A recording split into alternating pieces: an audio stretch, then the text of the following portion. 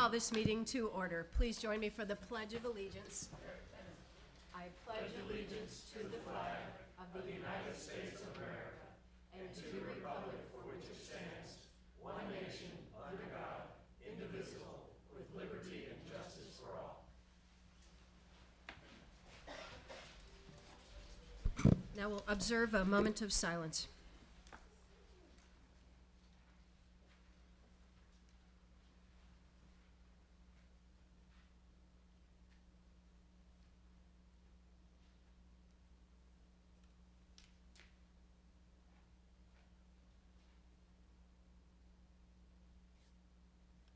Thank you. At this time, we'll have the oath of office for Council Member Post 3.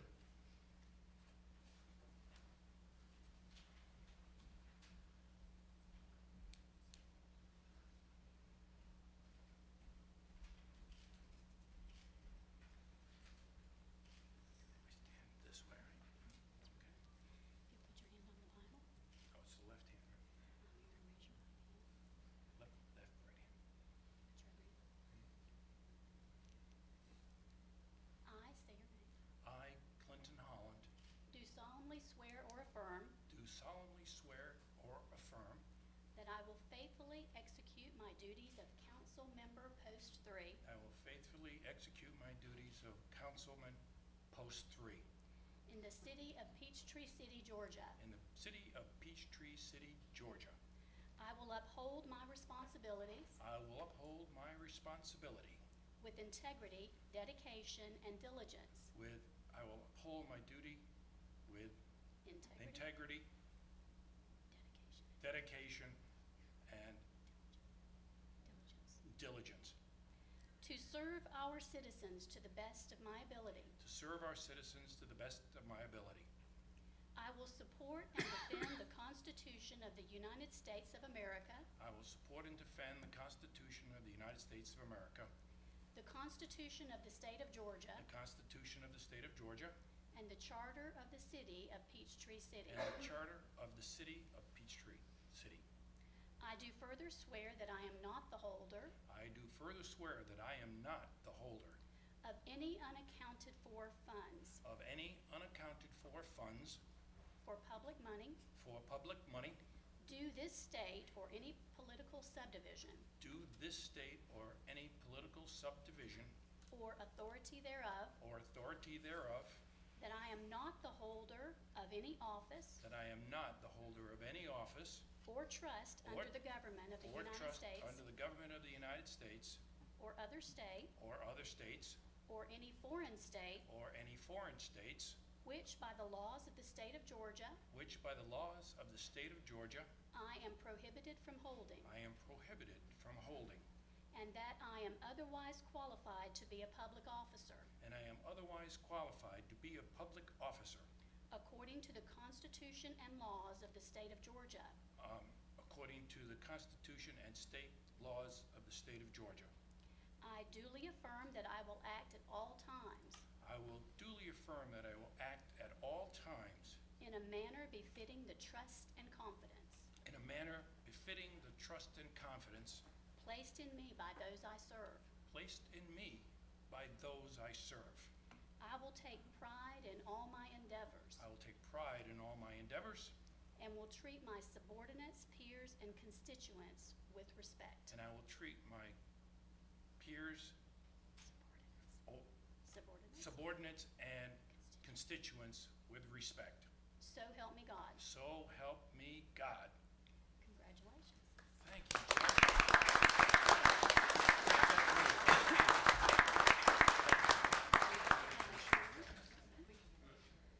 A picture here? Come on back.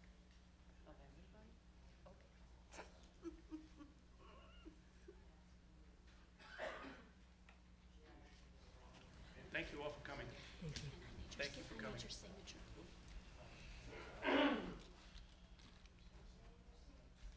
And I give you the pen and you can sign here. I can abstain from voting for myself. I'm gonna have to borrow your pen. Absolutely. And a sign Twice. here. Yeah. Make it unanimous.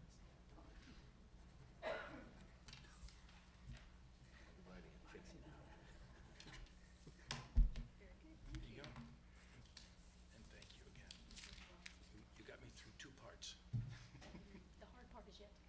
Come on up, Clint. Thank you. Congratulations. Thank you, thank you.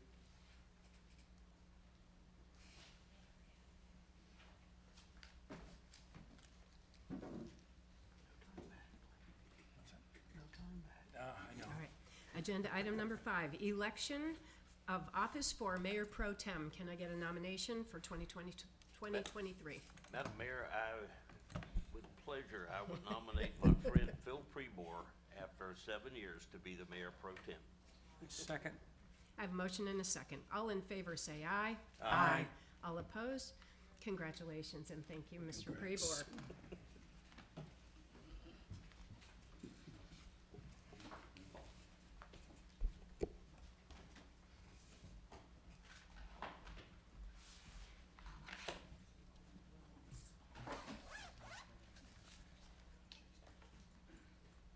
All right, left hand on the Bible. Raise your right hand.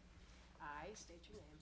I, Philip Prebor, Do solemnly swear or affirm do solemnly swear or affirm that I will faithfully execute that I will faithfully execute my duties of Mayor Pro Tem my duties as Mayor Pro Tem of the City of Peachtree City, Georgia. of the City of Peachtree City, Georgia.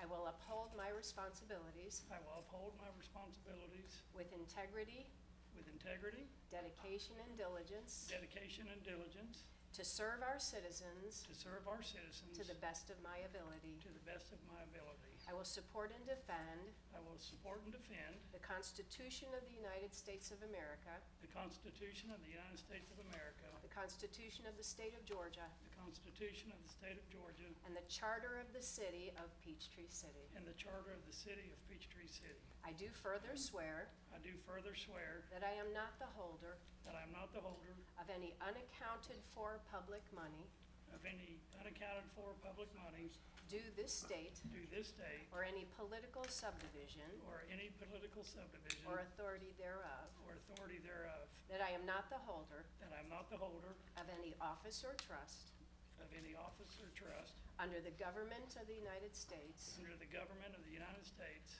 any other state, any other state, or any foreign state, or any foreign state, which by the laws which by the laws of the state of Georgia of the state of Georgia I am prohibited from holding, I am prohibited from holding, and that I am otherwise qualified and that I am otherwise qualified to be a public officer to be a public officer according to the Constitution according to the Constitution and laws of the state of Georgia.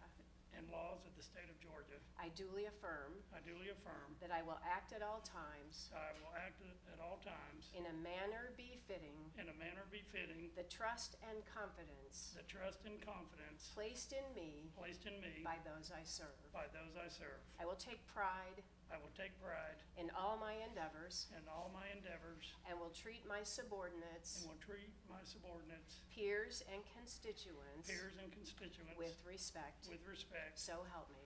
So help me Con- God. Congratulations. Thank you.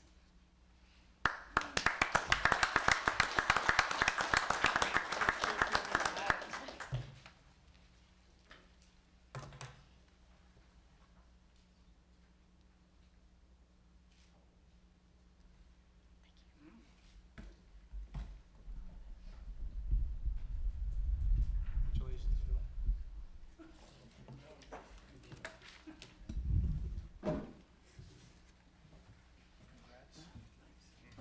All right. Thank you, Mr. Prebor. Announcements, awards, special recognition, we have none. Public comment. We have one person sign up to speak, resident Suzanne Brown.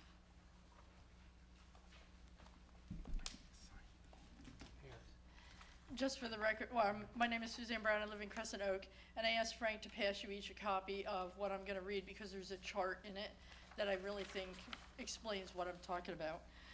In examining December 6th Election Day voting, a significant number of Rising Star voters who voted for the Senate runoff did not go to Breland to vote for the municipal runoff. 607 people voted for the Senate runoff for Rising Star Precinct, but only 162 voted for the municipal runoff. 449 of them failed to vote for the municipal runoff. That's more votes than the margin between Phil and Clint. This chart shows the number of municipal voters and statewide voters on election day from each precinct. That's the chart. It'll be available to you at some point. Rising Star significantly had a lower number than all of the other precincts. Not only Peachtree citizens, only Peachtree citizens were included for Rising Star and the Whitewater numbers in the chart. The difference between Rising Star and the 12 other precincts with higher municipal percentages is that Rising Star citizens had to make the trip to Braylon Precinct to cast their vote for the municipal runoff. The far right column in the chart shows the percent of people who voted in the statewide election who also voted in the municipal election. Rising Star at 26.7% is significantly lower than all of the other precincts. 11 precincts had over 60%, with 3 over 81%. The chart shows an average of precincts voting in the same location or not on the second page of my document. 68% of the people who voted in the Senate runoff and could vote for the municipal election in the same precinct cast their ballot for the second election, but only 14% who had to go to a second precinct voted for the municipal election. All of this data is just from election day. The data supports what I feared, that making voters vote in 2 different precincts on the same election day would suppress their vote. Your time has expired. Thank you for your comment. I really feel bad that I can't finish this. We This have is the a- chart, and we'll take it up. There are no, Thank you.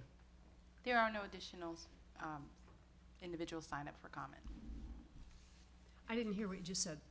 There are no additional individuals signed up for comment. Thank you. Item number 8, agenda changes. Council, any changes? No. Item number 9, minutes. December 1st, 2022, regular meeting minutes. December 1st, 2022, executive session minutes. Mayor, I'd move that we approve the December 1st, 2022 regular meeting minutes and the December 1st, 2022 executive session minutes. I'll second. I have a motion and a second. All in favor, say aye. Aye. All opposed, motion carries. Consent agenda items 10, I will read into the record. Number 1, renewal of insurance brokerage services. Number 2, resolution number 121-52022, CA2, indemnification of public officials. Number 3, appointment of Public Facilities Authority board members for fiscal year 2023 budget amendments, police software, hardware expansion. Number 5, fiscal year 2023 budget amendment, hotel motel tax. 6, fiscal year 2023 budget amendment, Hockey Association donation. 7, fiscal year 2023 budget amendment, BMX LED light upgrades. Number 8, award the 506 Rose Down Trace North Drainage improvements. Number 9, award tree trimming and removal services to Total Outdoors. And number 10, authorize the adjustment of work hours and pay period to fire department shift employees. Madam Mayor, I move that we accept the consent agenda as read. I'll second. I have a motion and a second. All in favor say aye. Aye. All opposed? Motion carries. Thank you. Old agenda items, we have none. New agenda item 122203, consider GMP proposal from Kiewit, State Road 54 and Lake Peachtree Path Bridge replacement. Good evening, Dave Borkowski, City Engineer. Myself and representatives from Kiewit Construction and the engineering firm Moffett Nickel will be tag teaming this presentation for this project for this bridge replacement. I will do some background information first before I turn it over to them. This, in case folks don't know, this is a 2017 SPLOST project. We had bid out multiple bridges for a design build contract to reconstruct these, or to do these SPLOST bridge projects. It was a competitive RFP process. It was based on qualifications as well as a fixed fee percentage. So the folks that submitted proposals were evaluated on their qualifications as well as their fixed fee percentage for the projects. And Kiewit was selected based on their qualifications, based on a combined rating of their qualifications and their fixed fee percentage. The project has been on hold for a while. We, for several reasons, we wanted to finish the Gateway Bridge project, which Kiewit also did. That was one of the projects that was in that RFP. Wanted to finish that first, wanted to concentrate on that and not have too many projects going on at one time. And then additionally, since this specific bridge project has some challenges with detouring golf carts and whatnot, we had spent quite a bit of time coordinating with GDOT to get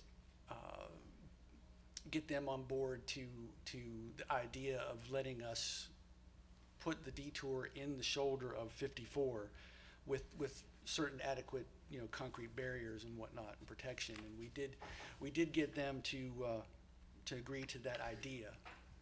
Still has to be permitted, but we did get them on board with that idea. So after all that, we are now ready to move forward with this project, and we're bringing it to y'all tonight for consideration. And with that, I will turn it over to Scott Caples with Moffitt Nickel, their engineer. He will present some of the specifics on this, and we will have questions afterwards.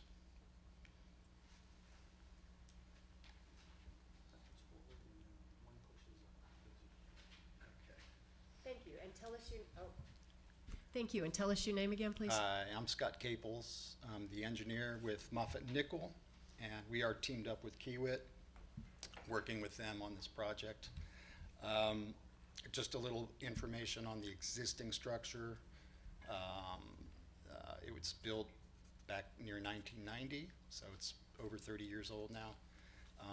It's a concrete beam type structure, precast concrete double stem T's. There's 4 spans, each of them 40 feet long.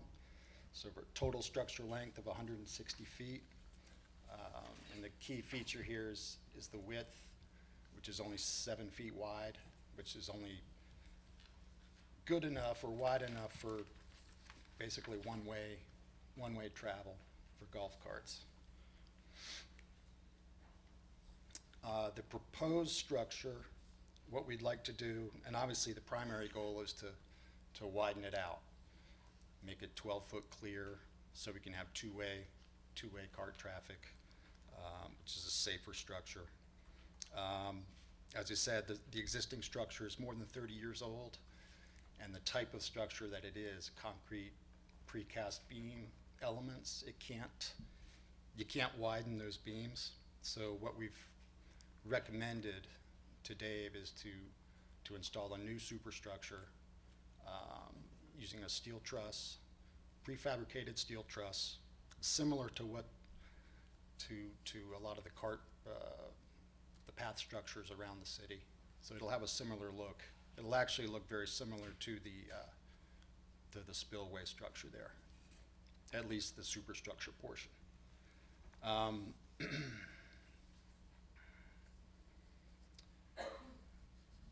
To make the replacement process as efficient as we can, what we've decided to do, or what we've proposed to do, is instead of going back in with a 4-span structure, we can eliminate the center bent that's in the middle of the creek and go back in with a 3-span structure. That'll speed things up. It'll allow Kiewit to stay out of the water as much as they can and do as much of the work from the banks as they can.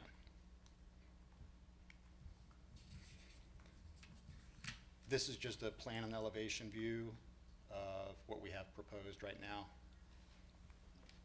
Elevation view down on the lower portion, plan view up top.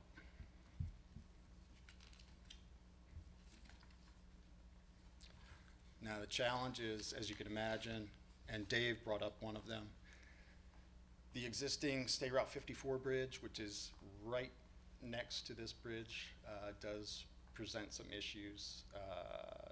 Coordination with GDOT is going to be early and often.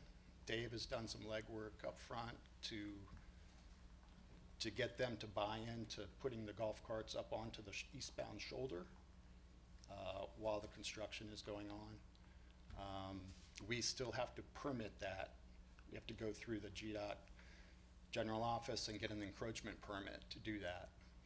So if we move ahead with the project, that'll be the first order of work to get the permit process started.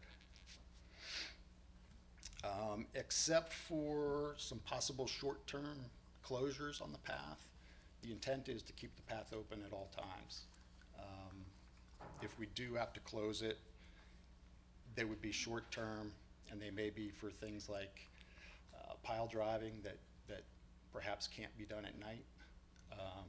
But the idea is to keep the path open as much as we can. And obviously, cost is always a challenge, always a concern.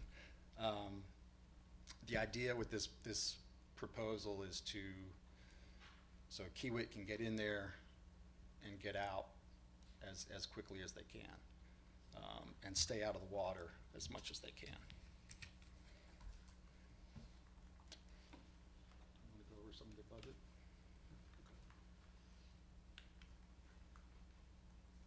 There you go. Thank you. Sure. Cost, 1.9 million roughly, and it's important to point out that this is a guaranteed maximum price for the project, for soup to nuts, for the design, permitting, construction.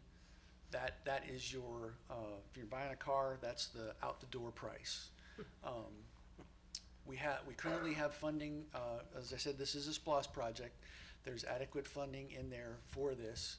There's currently all those, I think, 30-some projects, total of $45 million worth of projects that are budgeted in there. We have excess revenues that exceed that $45 million that are available to transfer into this project, to make up the difference, the shortfall in the what is budgeted and what the actual cost proposal is. And that's our brief presentation. I know there's going to be questions, and we have everybody here available to answer those. Thank you. Counsel? If I might, you said you were gonna close it off. How long is it gonna take from start to finish to your proposal? We have a time frame from them. I believe it's for design, permitting, construction, the whole I think he's thing is asking how long it's over gonna a be year. closed. Just the closure of the Yeah. project. Just the closure detour. itself. Okay. Hi, I'm Jeff Brown with Kiewit here in Peachtree City. The work itself, the construction work itself, we're estimating to be about 20 weeks total construction time. And within those 20 weeks, as Scott mentioned, there's going to be a few times where we need to close the golf cart path. We'll, of course, try to do that at night each time. So we're estimating there'll be about 18 nights that we would need to close the golf cart path during the nighttime. It'd be back open, of course, in the morning early. Okay. So no daytime closure Well- that you can anticipate? Sure. It's possible some of those 18, I think worst case is what I'm assuming or kind of estimating right now, out of the 18, 11 would be at night for sure, Okay. and possibly 7 during the day. Okay. Yeah, that's for pile driving, right? For pile driving and for concrete placement. Right. But we could possibly do both of those at night, which would make all 18 nightly. No, my fingers are crossed. I think that's a stretch. Anything else, Mr. King? Nothing. Yeah, I'm sure Questions? the residents close by don't want the piles being driven at night. I have some questions. David, I have some questions. Could you go back to the schematic drawing where you had the pylons on there, please? You can stay up there. Sorry, I missed your name again. Jeff Brown Jeff? with Kiewit, yeah. You showed just like 2 pylons, so it's basically a steel bridge that's spanning the opening of the, right, one there and one on the other side. So you're only gonna drive 2 pylons? How many pylons actually are you driving? Each one of those bents We're showing 3 piles per bent right now. During final design, we can possibly refine that and get it down to just 2 piles per bent. Okay, so it's basically a steel structure, like you pointed out over there, that's gonna span the opening pretty much. The other question I had is, so you're talking about Kiewit being in the water. You really mean talking about driving the pylons. You're not gonna get in the water per se, because wouldn't you need a Corps of Engineers permit to be in an active, I mean, there's an active stream that flows through that lake. Correct. With the design that Moffett and Kiewit have worked out, we'll be able to really do all the work at the intermediate vents Yeah. From the bank. So we won't really need to be in the water at all. Okay, so you're not going after a Corps of Engineers No, permit at all? no, sir. No. Okay, because they're difficult to get. There. That was part of our goal, was to not have to get a barge, any of that stuff, because that's really expensive. And difficult, like I said. Well, good luck. I think it'll be a real challenge to have people going on that car path while you're doing the work. Got a lot of people that like to look and see things around here, and they'll be in the way. I wish you the best. Mr. Holland? Yeah, I have a question on the financial side of this. I see on your first page, you've got about just under $2 million. You got 1.996. And then I go on to the next page, and I see that the funding there on the accounting is only 1.6 million. Can you just explain what's going on with the two numbers? I can. Or you want to, Paul? I can go ahead. It's basically, the 1.6 million is supplemental to what was already in there in the SPLOST budget. So it was about 500,000, something like that? 539,000. Yeah, $500,000? Yeah, I think it was 539. 539. Okay. Thank you. Mr. Anything Preble? else, Clint?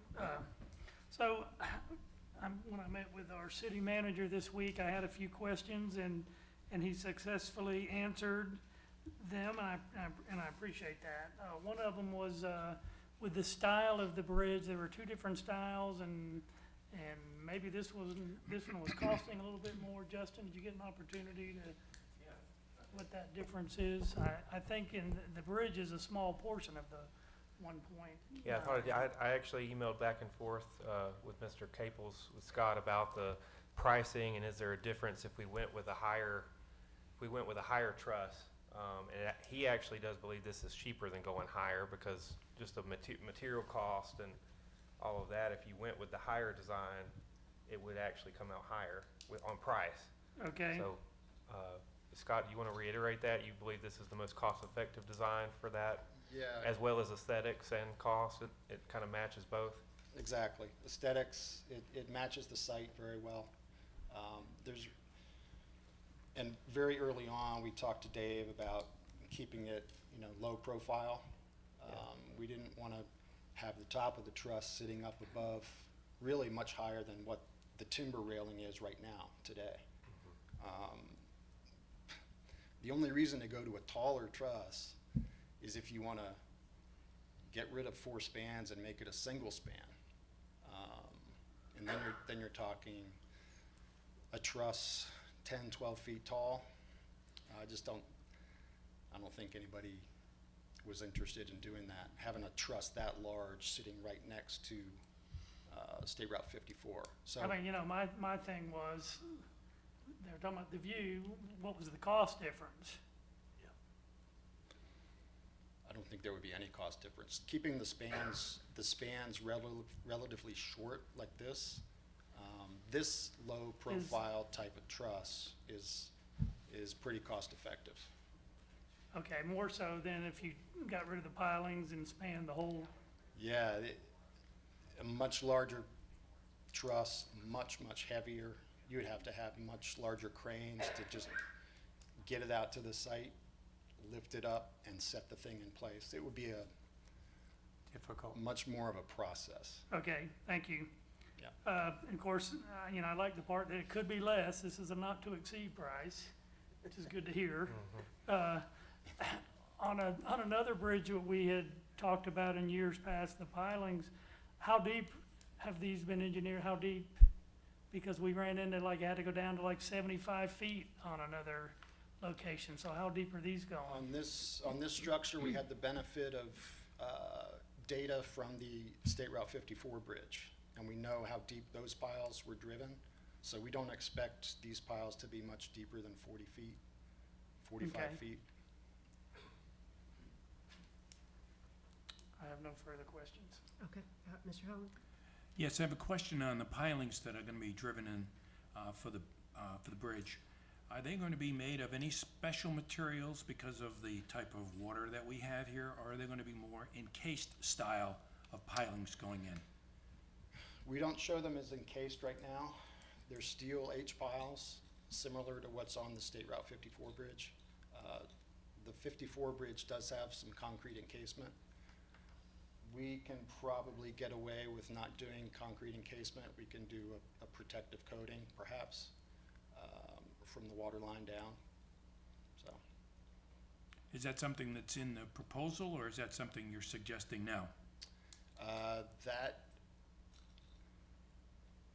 I'm not sure if we had it in the proposal or not. Dave, can you find that out? Yeah, we can. Excuse me. Yeah, it would City not be a manager? it would not be a big ticket item either way. Usually that's like a tar-like coating, and it's not expensive to have that put on the pile, so we could probably work with what we got, I think. All right. Yeah. Anything else? No, that's all I have, Madam Mayor. Okay, I have a question. How long do you anticipate that the permit will take with GDOT? That's the $60,000 question, yeah. Yeah. They have a formal approval process or an encroachment permit process. So, if we get the go-ahead, like I said, this will be the first order of business, is to get it on their radar. You know, it's not one of their projects, so we have to get it in their system, let them know what we're gonna do, what we plan to do. Dave already did some of the legwork at the district level, but the permit, the formal encroachment permit, goes through central office. And I would imagine we will be coordinating with the bridge office, just because we're going to be putting some barriers on the bridge to be able to use the shoulder. So they're gonna have their opinions.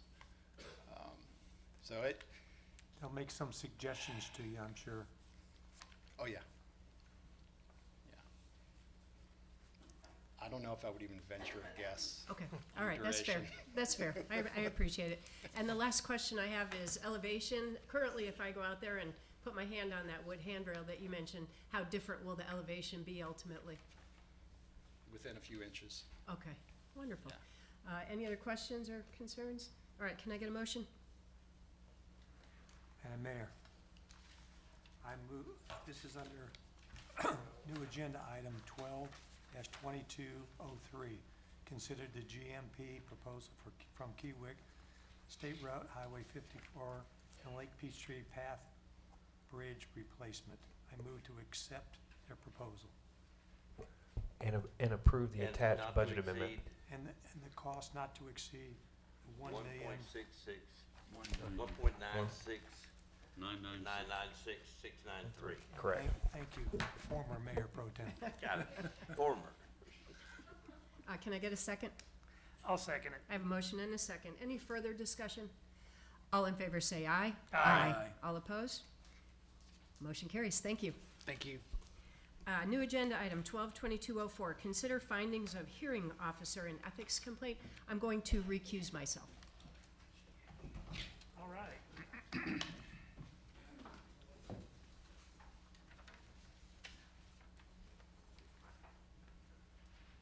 Council, before us is new agenda item 12-2204. Consider the findings of the hearing officer in the ethics complaint.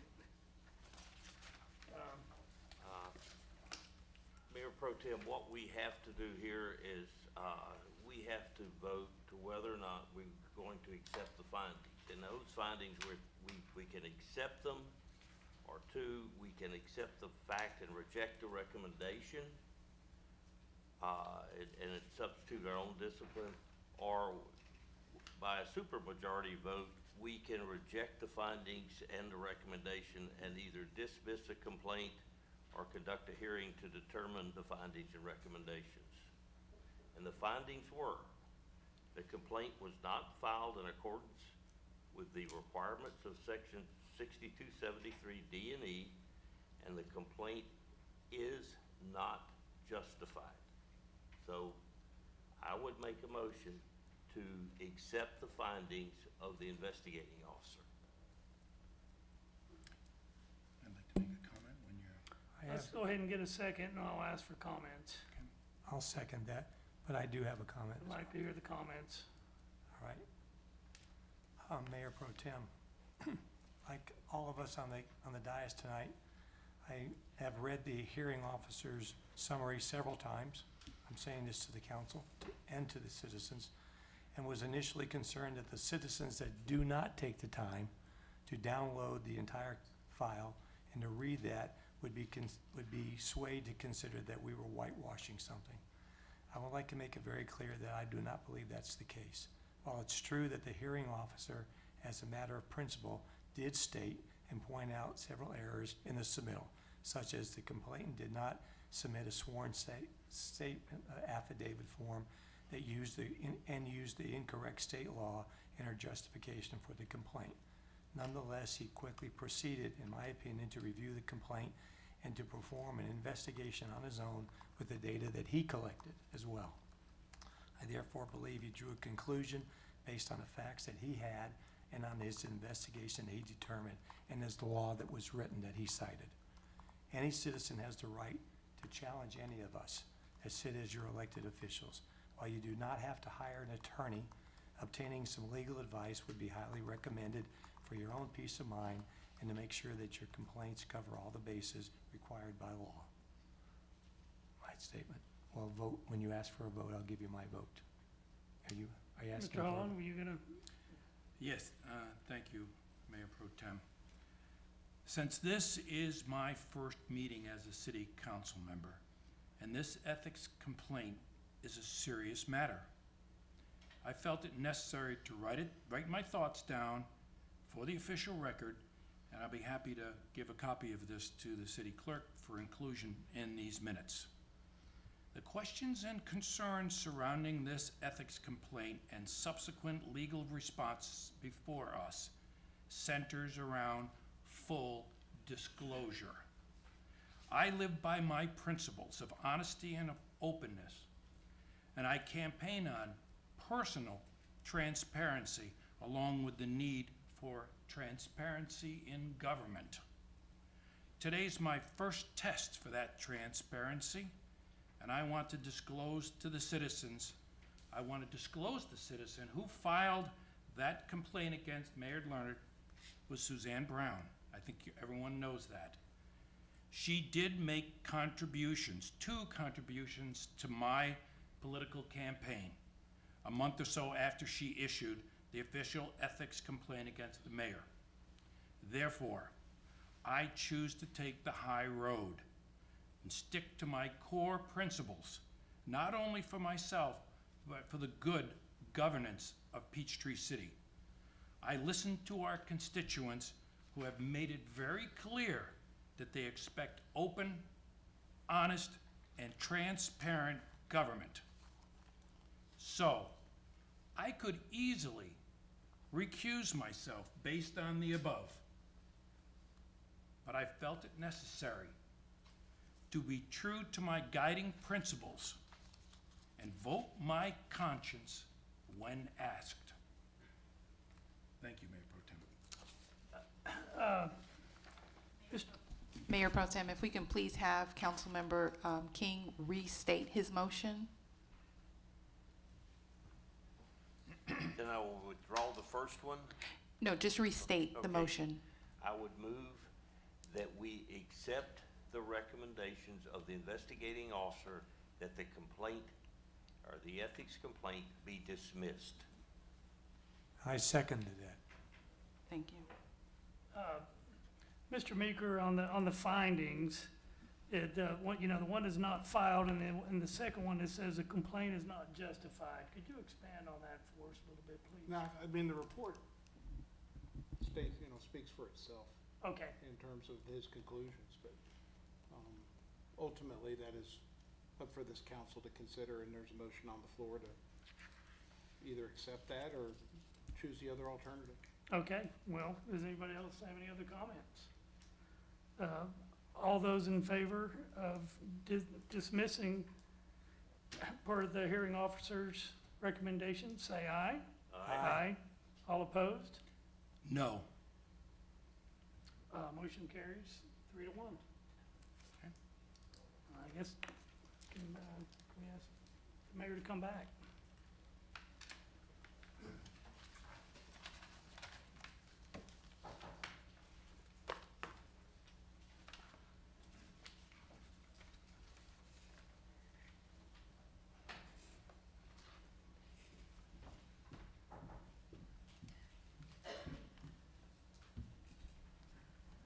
Council staff topics. Justin?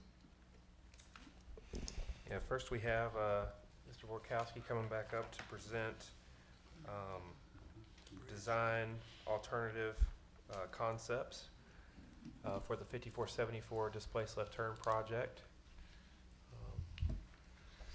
Good evening. For this presentation, I'll also be tag teaming with our other consultant, Stantec, on this. I wanted to do a little preface to this PowerPoint, just to kind of set the tone and the expectations, I guess, or what we're trying to do. We had previously authorized the design of these enhancements to the signage for the 5474 DLT at a previous meeting. Basically, our goal tonight is just to specifically present the design options for these structural supports for the signs. We have some, oops, accidentally hit that. And get some direction from council as to which alternative to design. I think we had given you all advanced copies of some of the renderings so that you could look at before tonight to get an idea of what we're doing. What we're not planning on doing, what we're not planning on considering tonight is doing any traffic design alternatives for the DLT or any signal design work. We're only talking about these structural components. We're also not presenting a final construction cost. What we're doing is really just presenting in this presentation an opinion of probable construction cost. Because if you think about, if you want to have a sewer line installed or replaced from your house, your plumber is going to want to know, okay, how many feet is it from the house to the sewer line in the street? You can't just hand him a drawing with nothing on it and say, here, give me a price. He's going to want to know the length, what the size of the pipe is that you want, the material, all that stuff. Basically, at this point, we don't have that level of information. We don't have the design complete. We don't know how many cubic yards of concrete we're going to need for the foundation. We don't know what the material of the supports would be made out of yet. That's what we're asking tonight, is to get some direction on that. So really, at this point, it's just our opinion of the probable cost. And then what we're also not asking for tonight is any additional funding. We're not at that point. This is just, here's some renderings that have been done by the engineer and the architect firm. Tell us what you like, tell us what you don't like, and basically give us some direction. And with that, I'll turn it over to Keith Strickland, the engineer with Stantec. No relation to our city manager, Justin. Thank you, Dave. And again, my name is Keith Strickland, and I'm with Stantec Consulting Services. And so we're really going just to review the materials that y'all have already seen with some additional background information to maybe help your decision. So as you may be aware, the signs that we're looking at are the northbound sign on 74, as well as the southbound sign on 74, basically in advance of the intersection.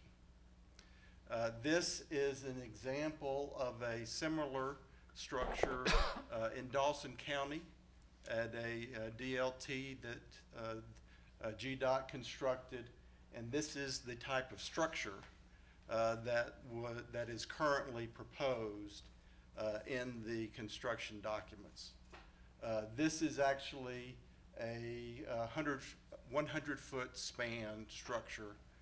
What we have on 74, one structure would be 133 feet in length, and the other structure would be 160 feet in length.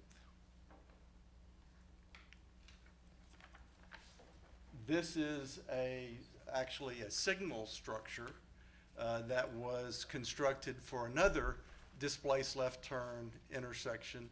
This is in Snellville, Georgia, and this I included this because this structure was previously shown to staff, and there was some interest in the type of columns that were supporting this structure in Snellville.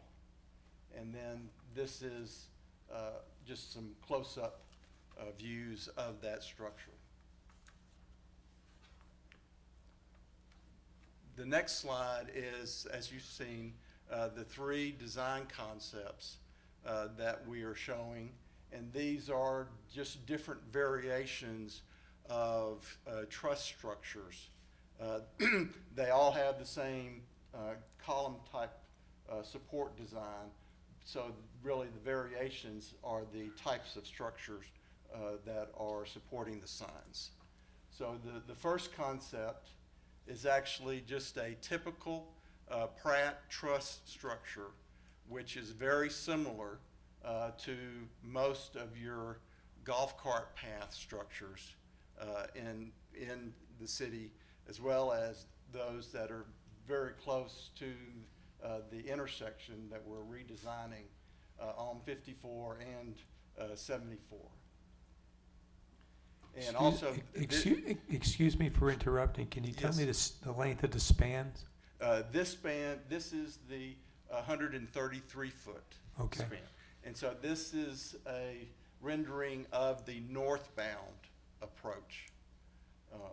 And so all of our concepts were drawn at this location. The other location would be similar, just with a longer span at that other location. The next one is a curved Pratt truss structure, which is very similar, except for the upper chord has a slight curve to it. And then the third concept is called a bowstring truss.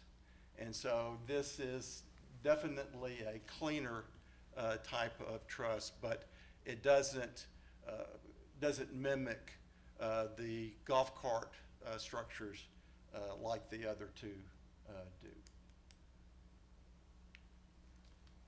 This next photo shows some potential variations in the columns that would support the structure. And so most of them are rectangular in nature, except for the second one is actually an oval type column on a rectangular base. This rendering actually demonstrates the different types of lighting that could be employed for the signs that would go on all four of the columns.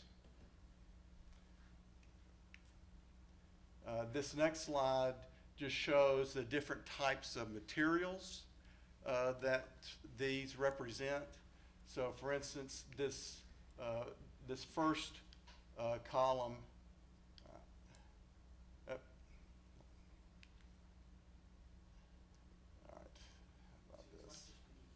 how about this? Yeah.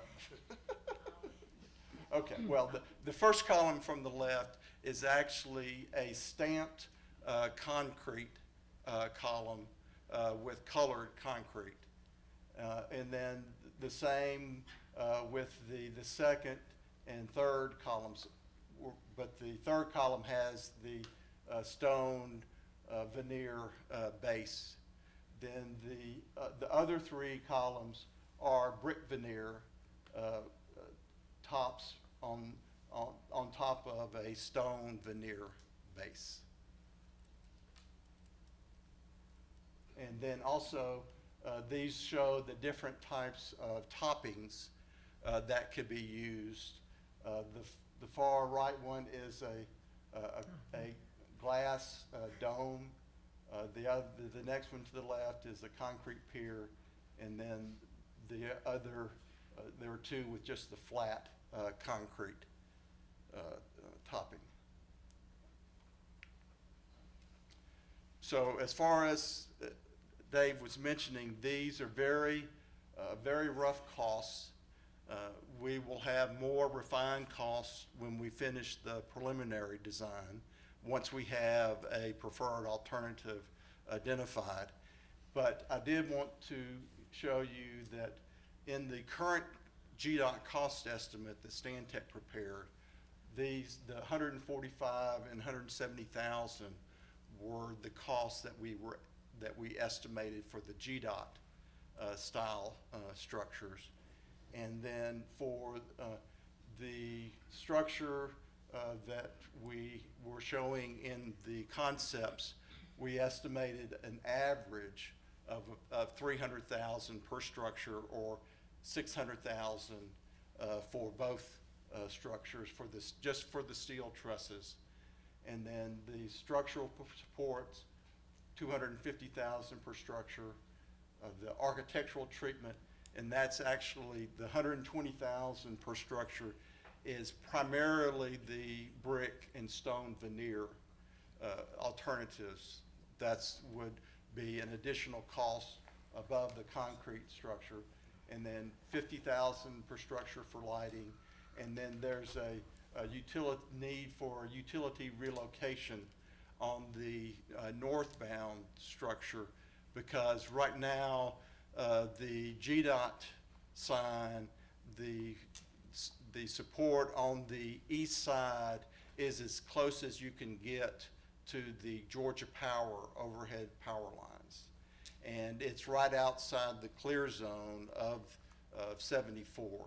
So by increasing the size of the support structure, we would actually have to move the Georgia Power line further out. And so that would be that's our estimate of potentially what it would cost. And then the engineering is actually what you've already approved for Stantec, because that includes the design of whatever structures y'all decide on. And so with a total estimated preliminary cost of 1.7 million for both structures. And with that, I'll entertain any questions that y'all might have. Council? So, I know when this first come up, I was voted against the design and the 1.4 million it was at the time, I thought. But anyways, I'm gonna throw a wrench into it. The stamped concrete is what I would go for, because that's one that's less expensive, and I think it would look fine. But we've got a down payment on a bridge at that point for a golf cart. Is that something we should think about? We're not here to debate whether or not we're gonna go forward with this. No, I mean, I we're know, here to just okay. choose materials. Okay, stamped concrete. Actually, I'm good with that. Actually, so what we're talking about, it's almost too much to think about, because we're all sitting here calculating the permutations and combinations. I know those two guys. They're down there. I can hear them clicking. We're talking about base, column, truss, lighting, materials, and the cap. Yes. And do we really need to start from scratch with all this? We have, something set up at Partners Pizza Bridge already. We already have. What is it? That's concrete, that's poured concrete. That's just poured concrete. We want a nice, stamped concrete. It's- Architectural. At the bottom, and then it's painted white. And I mean, the variation in, yeah, so. Show us the third one from the left, but put a cap on it. That looks like the second from the right. We could do this all night long, and I don't want to. That's right. I just That's really right. don't I want think to. that we ought to get the pictures and we You know, chew on take it. the third one from the left and put the cap on. That's the second one from the right that has a little pointy thing on it. Is that stamped concrete? No, that's the brick veneer. You're talking about the topping? No, sir. Oh, The column the itself. column that's third from the left. Somebody give this man a pointer. Yeah, that's stamped. Not that magnifying glass. That one. What is that? Okay. So, if I can, We can't see those red, you know, captions. Right here, stamped concrete at the top, brick veneer. Yeah, there you go. base. Okay, that one is brick veneer base and stamped concrete, and then put a little pointy cap on it, like the second from the right. That cap, nice cap. cap. A Can you do pyramidal that? one. And then let's talk about truss. We had, 1, 2, and 3. I liked 2. That's just me. It's personal preference. I'm very subjective. Before we talk about lighting, let's look at trusses. There's number 3. Keep going. You like, There's That one. number 2. I like that. Let's look at number 1. Mr. Strickland, why did you tell us that number 1 is matching our current golf cart specs? most of your golf cart structures are just the standard Pratt. Which ones are we he talking means the about? bridge, like the Gateway Bridge, the Spillway Bridge, the Oh. current bridge you just approved. Oh, well, They're built with those kind of trusses. I would suggest number 2, but I'm 1 of 5. And then let's look at lighting. You look at the Spillway Bridge right there, Okay. and the Gateway right there. So the far left is an externally lit from the bottom, as well as number 2 and number 3. So what, tell me about number 2. Tell me about the lighting on number 2. That looks like what we did at Partners Bridge and Yeah, whatever, right? yeah, I like I think it. the one at, I like the number one two. at Partners to me is more like the last one. Is it not, Dave? Okay, or 5. What do you guys like? That's the, So like the one at basically, Partners. we're eliminating these, Yeah, is that right? yeah. Yeah. So we've identified a base, a column, a truss, lighting, materials, and a cap. You wanna argue with me? We could argue all night long. Yeah. Why don't we take and get them and talk to, We'll let Justin City pull it. manager Yeah, and- we'll let Justin pull Yeah. that together and. Is that Definitely. okay? Yes, it's okay. I'd like to see them a little bit closer than this far away and take a look at the materials of construction that they're gonna be putting on those. I'd like to take a look at those and then make my choices. When you Doing did it this all- far away is a little difficult. all right? Yeah, it is. Mr. Holland, you did receive, you have the PowerPoint that I sent, right, with all these? Yes. Pictures. Sorry, okay. Madam Do you- Mayor, while I don't particularly like this project at all, and I'm Thank not you, gonna bring Frank. that up, I You paid accept for the what you design. said. I like to stamp concrete better than anything. Stamp concrete. If we're gonna do this, we might as well make it look good. Yep. So I think we ought to go with the lighting and the columns that you pointed out. Okay, I would accept that, thank you. Do even you though I have don't like the everything? project. Thanks very much. Do you have everything you need? I think so. You think so, Dave? Can you summarize it for me again?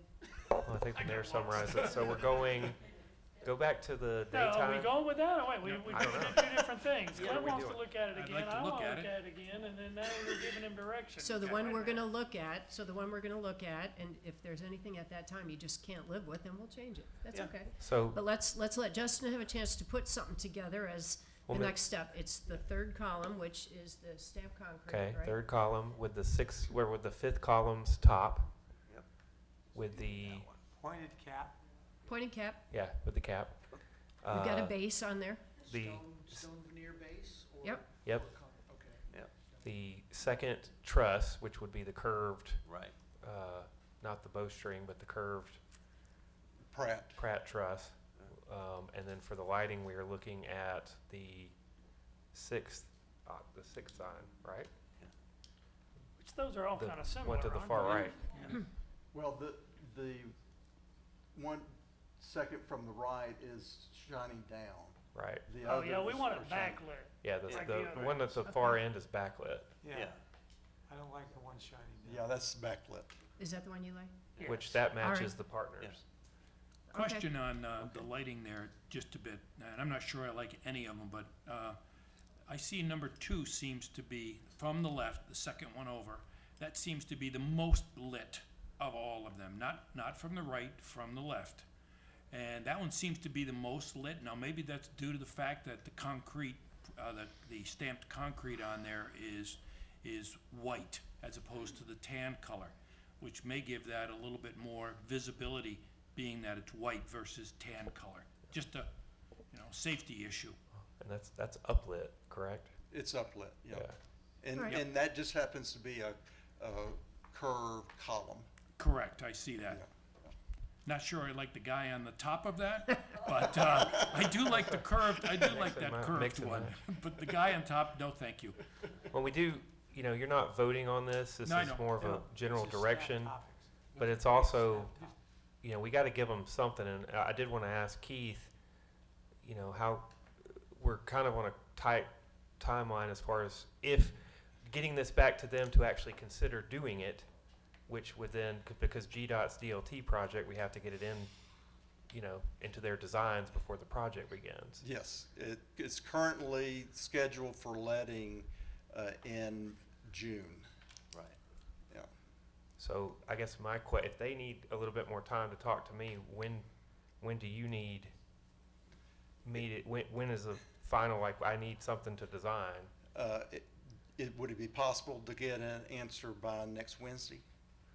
No. No. It's Christmas time. Now, we may not have any meetings until January, so hopefully we can get some work done in the interim. That's, Well, but we can meet That's why I with sent you the this in city advance. manager. exactly.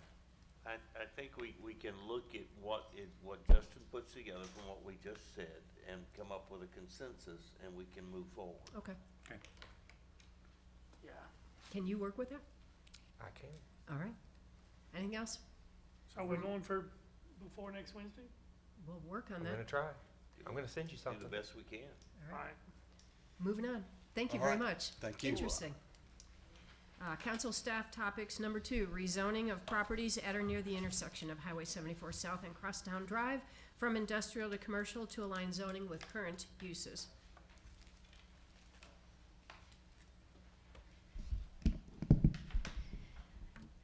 We've had a chance to discuss this in your weekly meetings, and we wanted to bring this out, present it so that everybody gets an opportunity, the public and everybody, to understand what all of those white and black signs mean when you go down Crosstown at 74. The properties that are being discussed are those that are highlighted in yellow. They have been constructed and are being used for things that are typically considered commercial uses and would be required to be located in our commercial zoning district.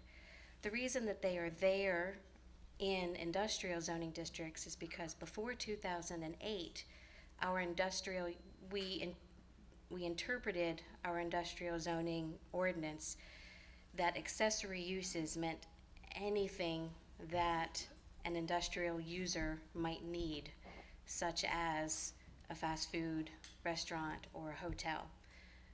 After 2008, we stopped that. We we did a major text amendment to the GI and the LI zoning districts to make those strictly industrial uses. We are now 25 years into this, and we are trying to clean up the map. This is not just an act of, well, wouldn't it be nice if the map colors were the right colors? It's really coming to head for these property owners because they're aging properties. And right now, they are considered legally non-conforming uses. What that means, though, that's the grandfathered clause. And what that means, though, is in our ordinance, there are limitations to uses that are legally non-conforming. They cannot grow or expand as if they were in a commercial zoning district. They cannot renovate themselves to more than 50% of their depreciated value. And they can also, if they are vacant or unused or stopped the non-conforming use for a year or more, they can't open it up again. And we have all of three of those conditions happening now in this area. We have a hotel that would have liked to do more renovations, but their depreciated value of their property is under $2 million, so they were only able to spend half of that, so $900,000. They were only able to do the interior of their site, and that's because of the grandfathered ordinance. We have a fast food industry that has changed significantly since COVID, and we have demand for drive-through. And these folks are trying to not only change their drive-throughs to be doubles, but also to add kitchen space, so extra refrigerator space and whatnot they can't do. And then we have a unused or vacant car wash site that has been vacant for many years, and for many reasons. But some of those reasons may be because the car wash, while it is a permitted use in the LI zoning district, it is a very small lot. And so it doesn't have the kind of space, like turnaround radius that you need for modern day car washes so that you can drive through and turn around. They don't have that there. And so really what they're looking to do is actually change the use, but they can't. The only uses that they can put there are industrial uses, but that's a pretty small lot for industrial uses too. And then our gas stations and our convenience stores, those are simply just not permitted uses in those zoning district, in this zoning district. So getting these to be no longer grandfathered and giving them a by right status not only helps the property owners, obviously it helps us, the community, as well, because they're able to invest in their properties, which thereby results in higher hotel taxes and property value taxes that we all result in.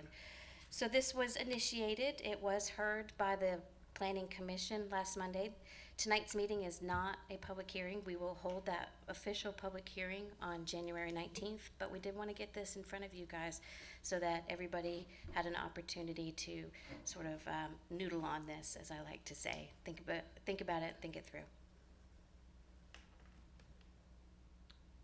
Questions, concerns? So one of them that, when I watched the meeting the other night, and I was a little bit taken back by, but so if its depreciated value is less than $2 million, he can only spend 50% on it. It's just going to go into ruin someday. Yeah. And when this person, wherever it's at, when they built it, it was Right, conforming, right? absolutely. So it's like we change it, and it's like, yeah, now it's non-conforming, and now it's gonna have to go into ruin. And I'm sure they would just keep it until it did, and so, in essence, we're not doing our city any favors by forcing that. Is that something? Yeah, the legally non-conforming use is in some ways intended to do that, actually, is to basically slowly over time phase out uses that a community doesn't want there anymore. But I don't believe that's the case in this property. I think that, or in this corridor right here, that was certainly never the intent when the zoning ordinance was revised, the text amendment was revised. Yeah, does that make sense to everybody? What's happening there, where the guy can't improve his property? It does. I have a question, though. Has anybody come in and asked, other than the hotel that you talked about before? That's the old Days Inn, I think. Mm-hmm. It's more of a motel than a hotel, but someone's... Well, they didn't want it to be a motel anymore. Okay. They wanted to convert it to a... Other than them that wanted to have purchased it and want to convert it, has anybody else complained about their capability to expand or grow? The auto repair store would Okay. like to add some uses that are not permitted in the GI district.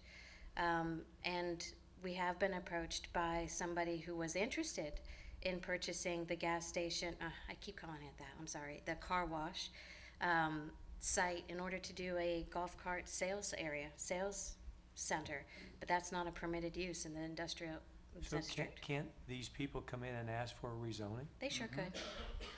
So we don't have to go ahead and do it by mass. They could, if the guy that wants to buy the old car wash. Sure, we he could can come- require them to go through the process, charge them the fee, yes, sir.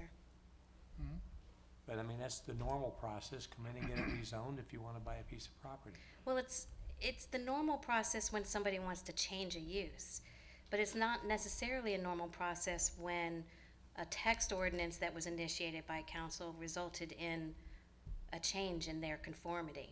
What was the text ordinance? That was in 2008 when we stopped interpreting these to be accessory uses, and we made our industrial district strictly industrial. We no longer allowed commercial uses in it. And that was, I believe that may have been the result, or it occurred after a lawsuit that the city was not successful in winning. But we changed it because we wanted to make sure to protect our industrial uses from these kinds of encroachments. Well, last question, then I'll be quiet. So if we change these all back to, I guess we're gonna change it to GI? GC, we only have one GC? commercial zoning Okay. district. That's not gonna allow anybody to come in and build anything that's, what's in GC? Any kind of retail use, any kind of office use. There are some, like car repair, car maintenance is permitted in there. Your gas station is considered kind of a fueling So station. just regular general Yeah, that we there's talked about? no residential and no industrial uses are permitted. And Thank you. Any other questions, concerns, comments? Mr. Hall? Yeah, I have a few questions for you. Can you disclose who the owner is of the hotel at currently? And secondly, when did they purchase that hotel? it has been publicly disclosed as Francis Ford Coppola. It is a hotel that is going to be used for housing movie stars during the film of Megalopolis. And then afterwards, it's going to be turned into a Coppola boutique, which there's one in Milan and one in Paris. I'm not sure. I think there may be one in LA, and this would be the second one in the United Belize, States. I think Belize. Right. This would be the second one in the U.S. And when did that happen? Oh, boy. Would, Approximately, it's gonna, I would say within the last year. okay. They had time to renovate it. Yeah. Now, as Councilman DiStadio said, we could give a variance on the, should they come before the planning commission, give a variance on there and have them remodel it in whatever way they wanted to. You cannot Is that do. correct? No, sir, you can't do a variance on land use. Okay. But if they keep it as a hotel, can we get a variance on that? They could get a For variance on the remodeling. grandfathered status? They can continue using it as a hotel. Right, sure. Okay. As it's currently constructed. So we could get them to give them more ability to completely remodel whatever they wanted to remodel there.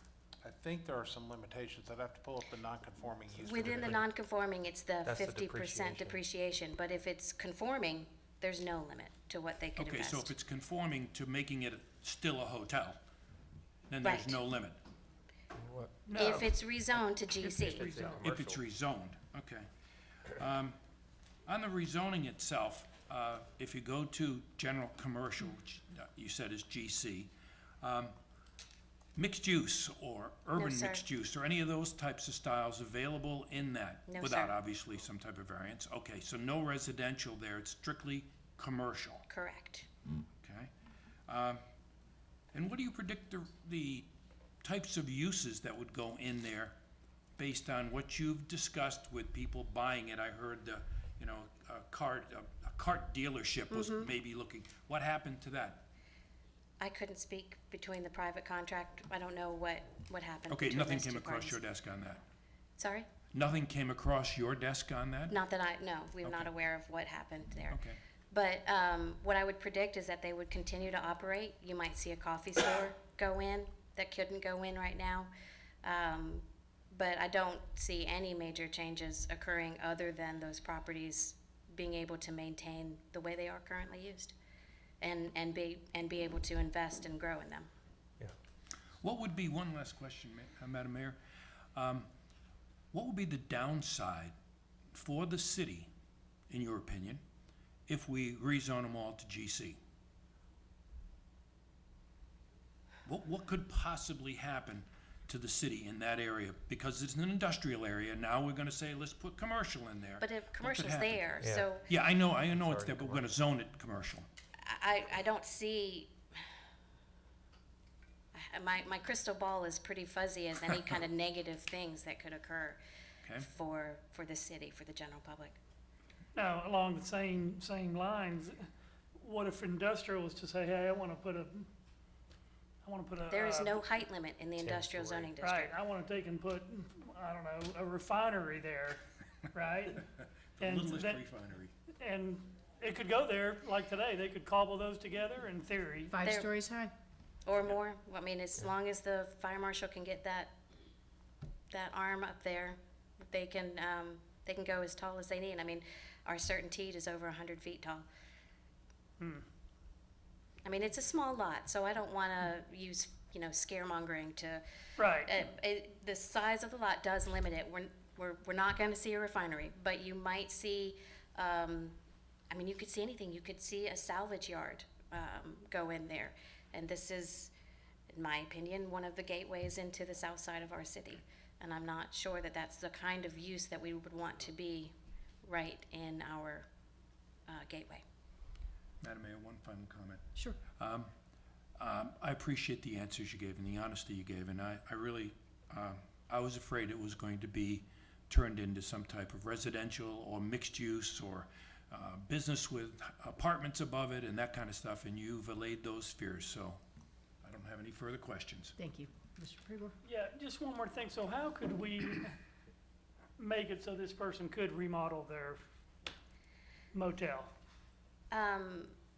Ted, I don't know if we can give a variance on the 50% rule for the legally non-conforming. That might be a variance that we It's could not have. really addressing the use. Right. So you probably could do a variance that way. But if we